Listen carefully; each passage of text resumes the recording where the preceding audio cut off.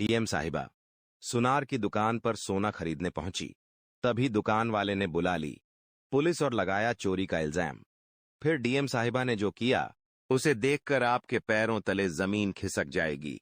इस घटना की शुरुआत होती है राजस्थान के एक बहुत छोटे से गांव से, जहां पर लड़कियों को ज्यादा पढ़ाया लिखाया नहीं जाता था। इसी गांव के एक घर में जन्मी सुनीता दिखने में उतनी सुंदर नहीं थी। उसका रंग काला था और लोग अक्सर उसकी बदसूरती का मजाक उड़ाया करते थे। लेकिन सुनीता के पास एक अच्छी सूरत न होने के बावजूद भी ज्ञान भरपूर था। माता सरस्वती का उसके ऊपर आशीर्वाद था। वो अपनी हर क्लास में अव्वल आया करती थी। उसके मार्क्स देखकर अच्छे अच्छों के होश उड़ जाते थे। लेकिन वो उस गांव में रह रही थी जहां पर बच्चियों को ज्यादा नहीं पढ़ाया जाता था। यानी उस गांव की लड़कियों को 7वीं 8वीं तक पढ़ाई करवाकर चूल्हा चौखा में बिठा दिया जाता था, क्योंकि गांव के अनपढ़ लोगों का मानना था कि लड़कियां ज्यादा पढ़कर क्या करेंगी, उसे आगे चलकर तो अपने पति का घर ही संभालना है। जिस वजह से सुनीता की 7वीं कक्षा में पढ़ाई रोकने की कोशिश की गई और कहा गया कि तुमसे तो कोई शादी नहीं करेगा, क्योंकि तुम दिखती ही इतनी बदसूरत हो। लेकिन लोगों के यह ताने सुनीता के दिल पर बहुत घाव करते थे। उसने मन ही मन एक उद्देश्य बनाया, चाहे मेरी शक्ल कैसी भी हो, चाहे मेरा रंग गोरा हो या काला है, मेरी शादी हो या ना हो, लेकिन अब मैं अपने ज्ञान के बल पर एक बहुत बड़ी ऑफिसर बनकर दिखाऊंगी और इन समाज के लोगों का मुंह बंद करूंगी कि इस दुनिया में अगर आपके पास ज्ञान है, असली दिल है, तो आपकी शक्ल कैसी भी हो मायने नहीं रखता। और उस दिन से सुनीता ने अपना लक्ष्य एक बड़ा डीएम ऑफिसर बनना बना लिया। लेकिन समाज के ये बंधन उसके सामने बहुत अड़चन पैदा कर रहे थे। गांव के सरपंच ने एक बैठक बुलाई। उस पंचायत में सुनीता के परिवार वालों को भी बुलाया गया और एक बात रखी गई कि इस गांव की लड़कियां 7वीं 8वीं से ज्यादा नहीं पढ़ती और तुम्हारी बेटी आगे पढ़ने की जिद कर रही है। तब सुनीता के माता पिता ने कहा कि हम इसे समझा समझा कर थक गए हैं, लेकिन ये अपना सपना बना चुकी है। ये एक बड़ी डीएम ऑफिसर बनना चाहती है। उस समय सुनीता की यह बातें सुनकर गांव के सभी लोग और वो सरपंच जोड़ जोड़कर हंसने लगे।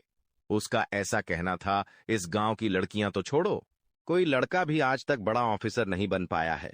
इस गांव के सभी लोग इसी गांव में खेती करते या मजदूरी करते रह गए हैं। तुम भी अपने सपने को भूल जाओ, कुछ सालों में तुम्हारे माता पिता तुम्हारी शादी करवा देंगे और तुम्हें अपने पति का घर संभालना है। यह बातें सुनकर सुनीता को बहुत बुरा लगा, लेकिन लोगों के यह ताने उसका इरादे और मजबूत कर रहे थे। उसके अंदर और आगे बढ़ने की आग जाग रही थी। जिसके बाद पंचायत में एक बहुत बुरा फैसला हुआ।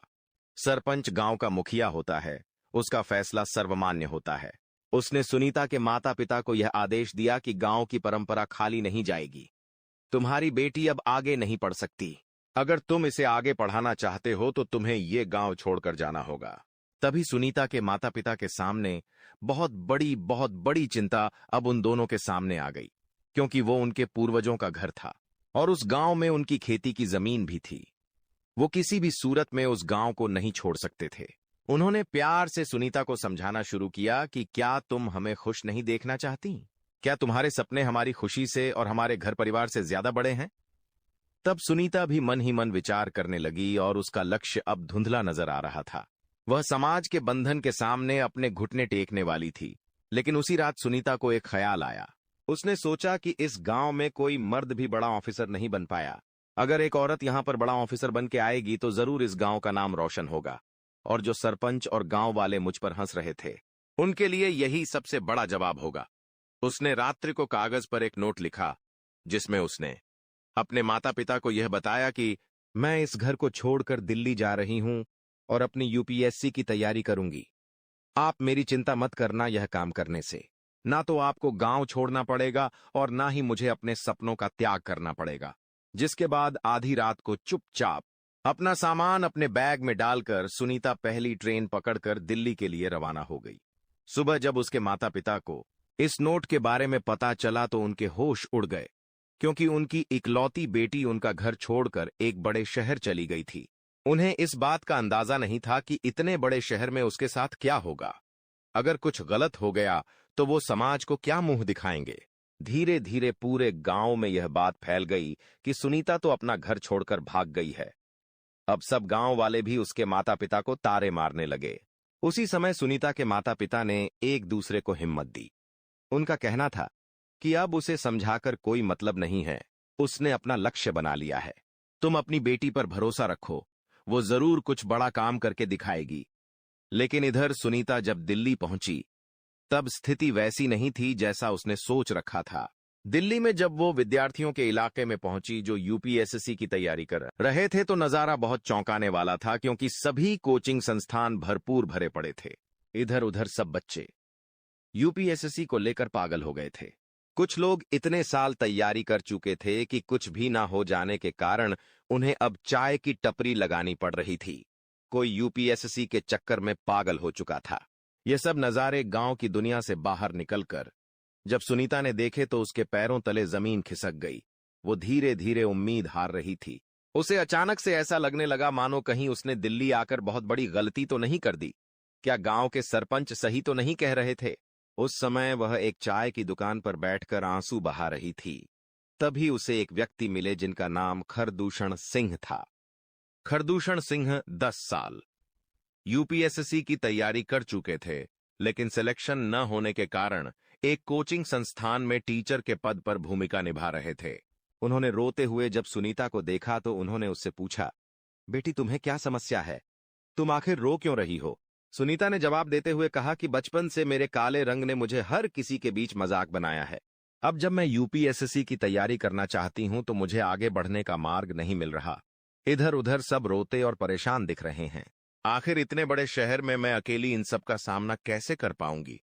तब खरदूषण सिंह ने उसके अंदर के एक ऑफिसर को पहचाना, एक जुनून को पहचाना। वो कुछ करके दिखाना चाहती थी, समाज में अपना नाम बनाना चाहती थी। तो खरदूषण सिंह ने उसे अपना कार्ड दिया और कहा कि कल से इस कोचिंग संस्थान पर यूपीएससी की पढ़ाई करने आ जाना। तुम्हारे कोचिंग का सारा खर्चा मैं उठाऊंगा और जिस दिन तुम एक बड़ी डीएम ऑफिसर बन जाओगी उस दिन मेरा सारा पैसा लौटा देना। सुनीता इस बात को खुश कर खुशी से झूमने लगी। उसे आगे बढ़ने का एक सहारा मिला था खरदूषण सिंह के कोचिंग संस्थान में। अगले दिन जब वह पहुंची तो क्लास में मौजूद सभी बच्चे उसे घूर घूर कर देखने लगे। ऐसा लग रहा था उन्हें मानो कोई बच्ची उस जगह आ गई हो। सब उसे देखकर हंस रहे थे। सुनीता ने हमेशा अपने काले रंग के कारण सब तरफ ये अपमान सहा था, लेकिन उसने लोगों के इस अपमान को अपने विश्वास में बदल दिया और उस दिन से यूपीएससी की पढ़ाई में भिड़ गई और वो हर हाल में अपने सपनों को पूरा करना चाहती थी। लोगों का मुंह बंद करना चाहती थी जिसने उसे काला कहा था, काली कहा था, जिसने उसका मजाक उड़ाया था, जिसने उसके ऊपर हंसा था। सबको मुंह तोड़ जवाब देना चाहती थी। जिस वजह से रात दिन एक करके उसने यूपीएससी की पढ़ाई करी और जब यूपीएससी का रिजल्ट आया तो उसने उस परीक्षा में पूरे देश में बहुत अच्छी रैंक हासिल करी और एक डीएम पद पर नियुक्त हो गई। जब वह डीएम बनी तो उसने सबसे पहला कॉल गांव में अपने पिता को लगाया और रोते हुए उन्हें कहा कि पिताजी मैंने यूपीएससी परीक्षा पास कर ली है और मैं डीएम बन चुकी हूं। तब उसके पिताजी को जोर का झटका लगा। उनके हाथ पैर कांपने लगे। खुशी के आंसू उनकी आंखों से झलक रहे थे। रोते रोते उन्होंने ये खुशखबरी अपनी पत्नी को सुनाई।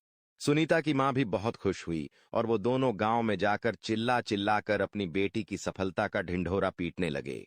यह बात सुनकर सभी गांव वाले हैरतांगेज रह गए, क्योंकि बचपन में सुनीता को काली काली ये की कह करके उसका मजाक बनाया जाता था और उसी काली लड़की ने आज बहुत बड़ा इतिहास रच दिया था।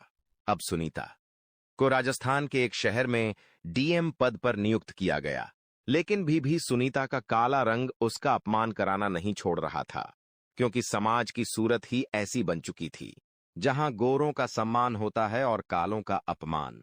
जब सुनीता कुछ महीनों की सैलरी को इकट्ठा करके अपने लिए सोने की एक चेन खरीदना चाहती थी तो वो एक दिन सुबह के समय सादे कपड़ों में अपने साथ 2 लाख रुपए कैश लेकर सुनार की एक दुकान पर पहुंची। जब उसने सुनार से कहा कि मुझे सोने की एक चैन चाहिए, तब सुनार उसे देखने लगा और सुनीता से कहा कि यहां पर कोई भी आर्टिफिशियल चीज नहीं मिलती। अगर तुम सोने की चैन खरीदना चाहती हो तो वो तकरीबन 1 से 2 लाख रुपए की पड़ेगी। एक बार फिर से सोच लो, क्या तुम्हारे पास इतने सारे पैसे हैं? दरअसल वो सुनीता की शक्ल को देखकर ये सब अंदाजा लगा रहा था।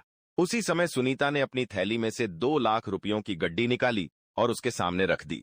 पैसे देखकर वह सुनार को बहुत बड़ा झटका लगा, लेकिन वो मन ही मन सोचने लगा कि इस बदसूरत लड़की के पास इतना पैसा आखिर कहां से आया। जरूर इसने कहीं पर कोई चोरी की है। अगर मैंने इन चोरी के पैसों के बदले में इसे चैन दे दी तो आगे पुलिस मुझे इन नोटों के नंबर के आधार पर गिरफ्तार कर सकती है। उसने सुनीता से कहा, आप कुछ देर बैठिए, हम आपको चैन दिखाते हैं। और कोने में जाकर चुपचाप पुलिस वालों को कॉल कर दिया और कुछ देर में पुलिस वहां पर आकर खड़ी हो गई। तब वो सुनार पुलिस वालों से कहने लगा कि तुरंत इस औरत को चेक करिए, इसके पास 2 लाख रुपए कहां से आ सकते हैं? क्या आपको इसकी शक्ल देखकर लगता है इसके पास इतने पैसे हो सकते हैं? हम इस पर शक है, जरूर ये कहां से चोरी करके आई है। तब जब उन पुलिस वालों ने सुनीता को देखा तो उसे सैल्यूट मारने लगे, क्योंकि वो उस शहर की डीएम थी। लेकिन ये बात वो सुनार नहीं जानता था। तब पुलिस वाले ने उस सुनार को धमकाते हुए कहा कि तुम ये कैसी पागलों जैसी बातें कर रहे हो, ये हमारी डीएम साहिबा है, इससे तुरंत माफी मांगो।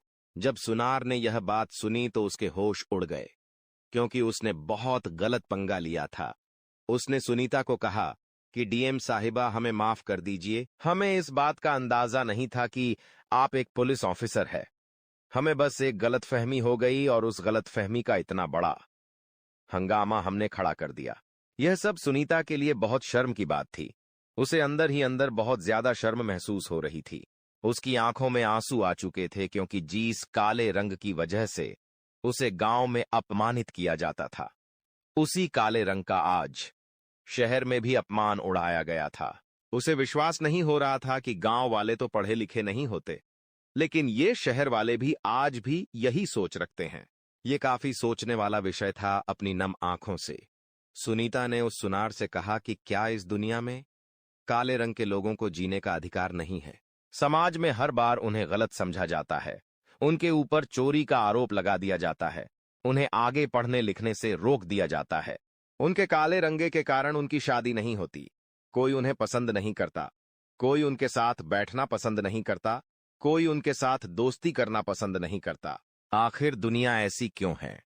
सुनार को अपनी इस गलती पर बहुत पछतावा हुआ और उसने डीएम साहिबा को गिफ्ट के तौर पर एक चैन देनी चाहिए। वो उनसे माफी मांग रहा था, लेकिन डीएम साहिबा बहुत ईमानदार थी। वो ड्यूटी पर किसी भी प्रकार की कोई रिश्वत नहीं लेती थी। उसने सुनार को माफ कर दिया और सभी पुलिस वाले डीएम साहिबा को अपने साथ लेकर आए और उन्हें अपने घर छोड़ दिया।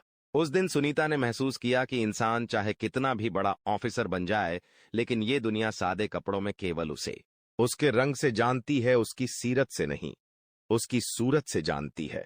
वास्तव में इज्जत केवल वर्दी की है। सादे कपड़ों में मुझे कोई स्वीकार ही नहीं करेगा। तभी एक दिन सब्जी लेते हुए उसकी मुलाकात विनोद से हुई।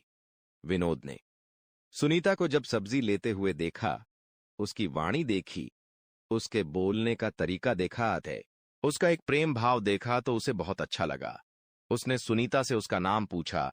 तब सुनीता ने बताया कि मैं एक डीएम हूं। उसे ऐसा लग रहा था ये इंसान भी उसके काले होने पर कुछ प्रतिक्रिया देगा, लेकिन उसने सुनीता से और ज्यादा बातचीत करी और विनोद से बातचीत करके सुनीता को भी बहुत अच्छा लगा। दोनों धीरे धीरे एक दूसरे से मिलने लगे। विनोद उसके ऑफिस आने लगा। विनोद एक सरकारी विद्यालय में टीचर का काम किया करता था। धीरे धीरे दोनों की यह दोस्ती प्यार में बदल गई, लेकिन सुनीता को हमेशा यह डर सताया करता था कि विनोद कहीं उसके साथ धोखा न कर दे, क्योंकि वह एक काली लड़की से कैसे शादी कर सकता है। लेकिन समय के साथ विनोद ने सुनीता से शादी करी और समाज के सारे नियमों को तोड़ दिया। जहां उसे ऐसा लगता था कि काली और लड़की को कोई पसंद नहीं कर सकता, वही विनोद उसके लिए बहुत बड़ा उदाहरण था, क्योंकि विनोद ने सुनीता के अंदर छुपे हुए एक अच्छे इंसान को देखा था। उसने उसकी सूरत को नजरअंदाज किया था। इसी कारण वो सुनीता से प्यार कर पाया और इसी कारण से दोनों के बीच में नजदीकियां आ पाई, जिसके बाद उसकी जिंदगी बहुत अच्छे चलने लगी। लेकिन अभी तक वो अपने गांव नहीं गई थी। गांव वाले जो पंचायत में उसका मजाक उड़ा रहे थे, उस पर हंस रहे थे। उसके बाद से उसने उस गांव में कदम नहीं रखा था। लेकिन जब ये सारी बातें उसने विनोद को बताई तो विनोद ने उसके अंदर एक हिम्मत भरी। उसने कहा कि इंसान को अपने डर से भागना नहीं चाहिए, अपने डर का सामना करना चाहिए। उसने कहा कि तुम्हें अब अपने माता पिता से मिलने के लिए गांव जाना चाहिए। और उस दिन सुनीता ने अपने पिता को फोन कहा कि वो अगले दिन गांव आ रही है। यह समाचार सुनकर वे खुशी से झूमने लगे। उसने गांव में चारों ओर यह बात फैला दी कि कल इस गांव में मेरी बेटी डीएम साहिबा आ रही है। तो गांव की सभी औरतें सुनीता का स्वागत करने के लिए तैयार हो गई। लेकिन गांव के मर्द शर्म महसूस कर रहे थे। उनकी नजरें शर्म से झुकी हुई थीं। आखिर वो किस मुंह से सुनीता से बात करते? आखिर वो कैसे उससे नजरें मिलाते? क्योंकि बचपन में उसके काले रंग के कारण, उसकी गरीबी के कारण सबने उसका मजाक उड़ाया था। लेकिन सुनीता जब गांव पहुंची तो उसके गांव में स्वागत के लिए बहुत सारी भीड़ आई थी। क्योंकि वो गांव की पहली ऐसी लड़की थी जिसने गांव का नाम पूरे विश्व भर में रोशन किया था। उसके गांव को एक पहचान दिलाई थी। अभी तक उसका गांव मैप पर भी नहीं था, लेकिन सुनीता के डीएम बनते ही गांव को मैप पर भी स्थान मिला। सभी गांव वाले दिल से उसके एहसानमंद थे। उसके माता पिता ने उसके गले में हार पहनाकर अपनी बेटी का स्वागत किया, विनोद का स्वागत किया। गांव की महिलाओं ने उनके ऊपर फूल बरसाए, आरती उतारी, नजर उतारी।